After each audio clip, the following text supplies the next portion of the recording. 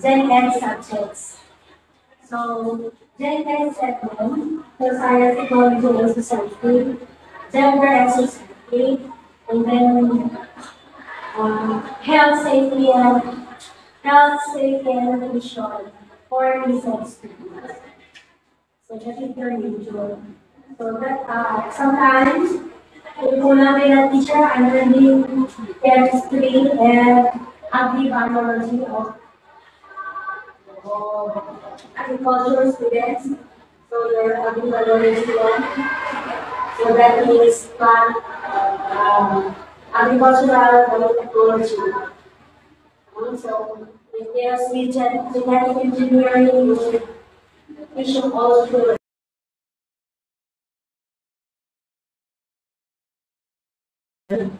so ito sa atin wala po natin ito sa Christmas time. We should also so how about the office administration? Do you have your laboratory?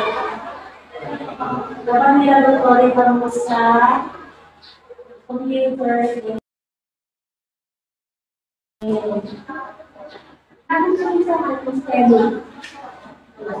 So that's steno subject. Be good in it because that steno can be used if you work in Hall of Justice. Sa Hall of Justice. Because in the Hall of Justice, kung may mga kaso, na steno ang pagkandang sa kaso.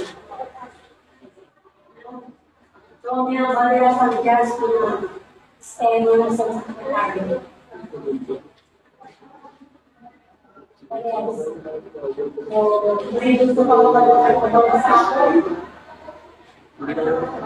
Sometimes allow me to sit down because I am diabetic.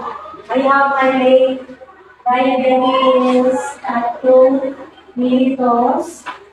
Way back 2023, I was amputated with one toe, middle toe. Kaya nga ako yung sugar taas-taas. So, magano, siguro madura, kumatayan tayo kay ni Dr. Pasqua and her family history sa akin kung diabetic. Lumami sa tayo ng ulo. Sinasi, aki ko ulo ay diabetics or diabetic patients are prone to cancer because cancer loves sugar. So avoid sweet fast, and especially if you have family history of diabetes.